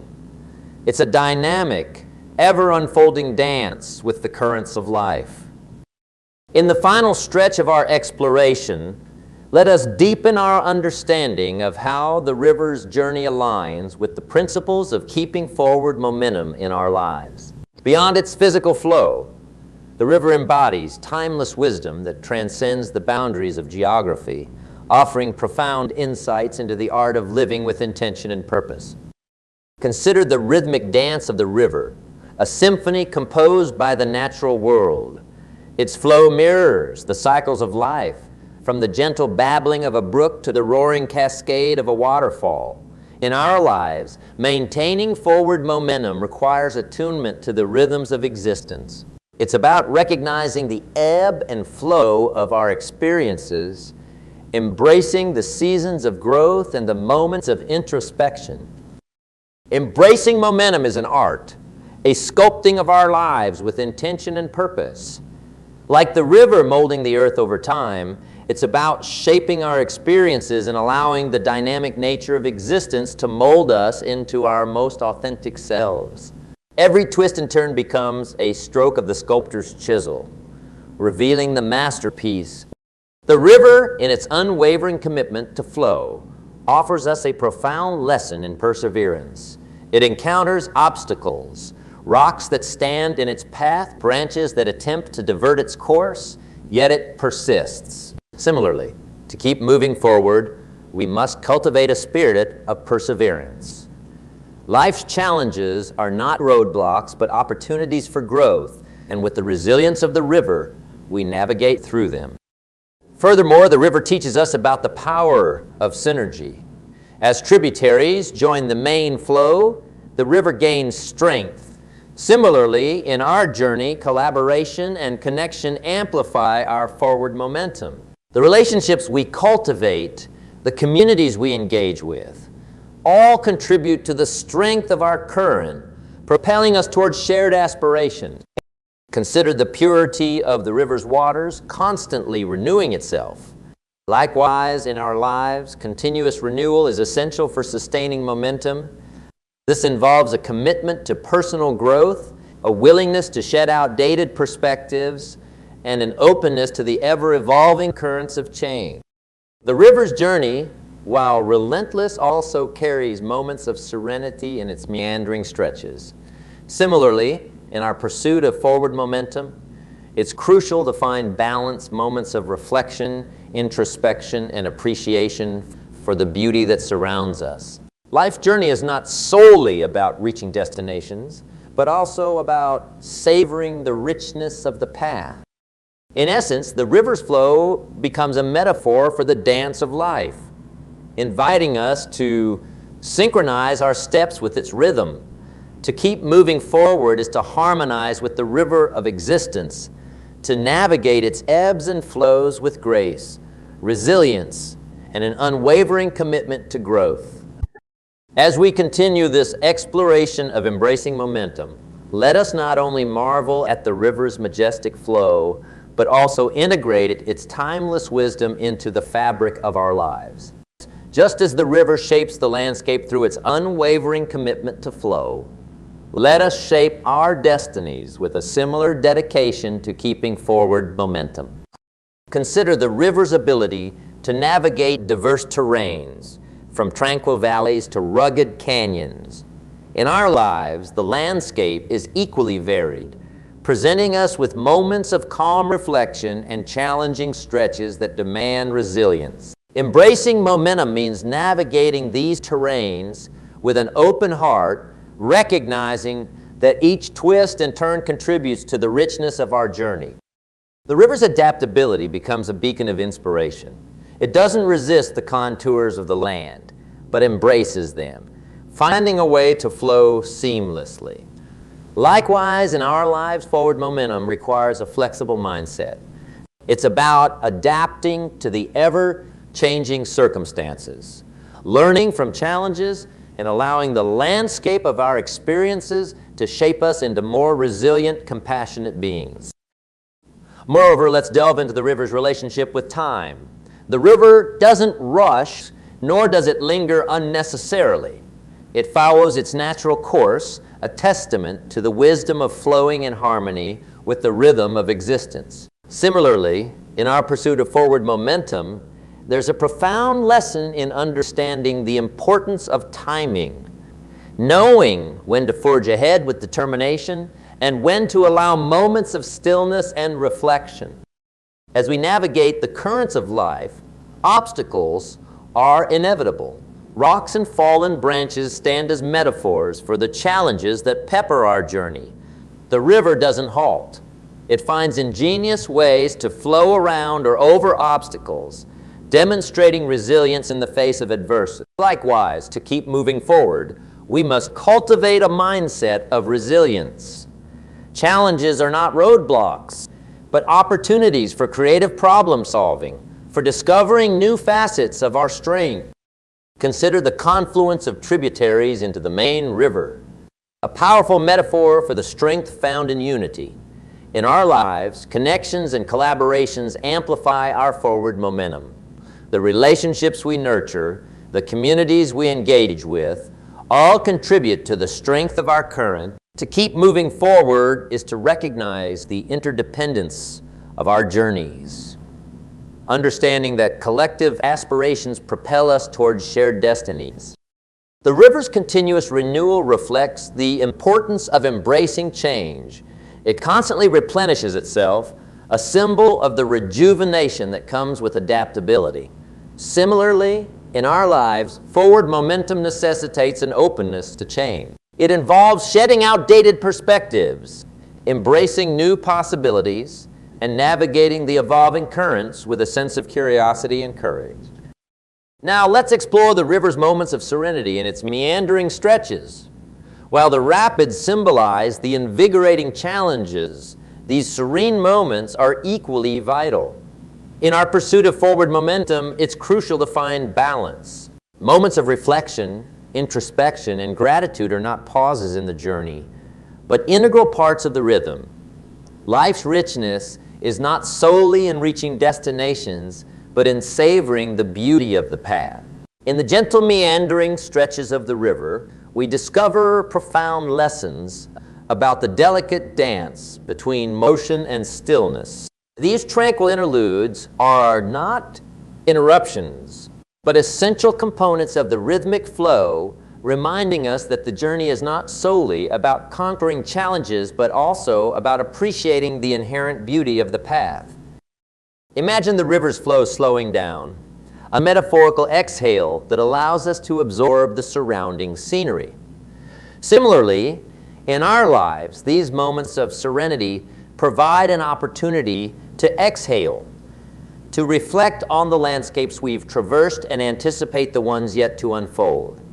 They are like the punctuation marks in the story of our journey, inviting us to pause and appreciate the chapters we've written so far. In these serene interludes, reflection becomes a powerful tool for growth.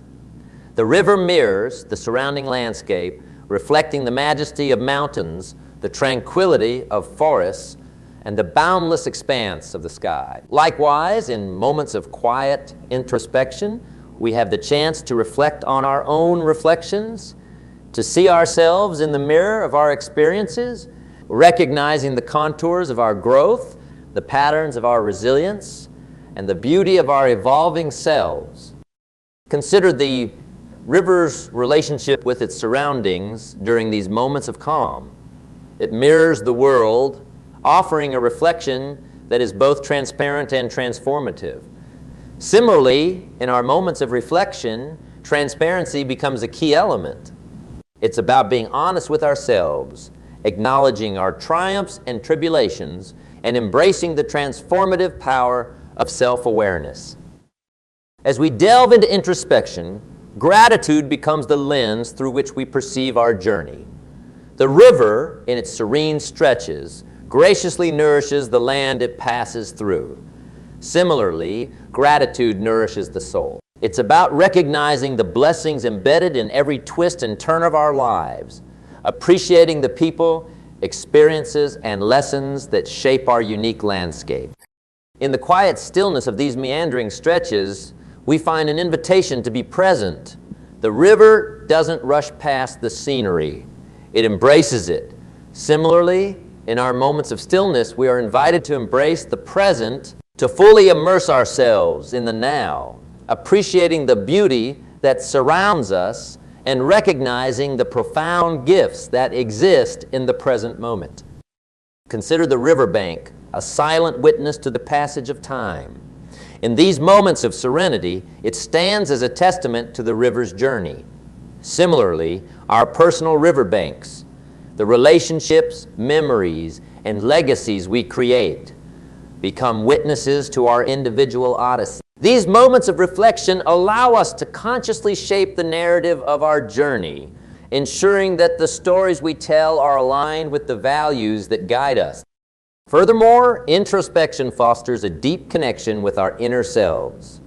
The river's calm stretches symbolize a connection with its depth, where the true strength of its currents lies. Similarly, in moments of introspection, we connect with the depth of our being.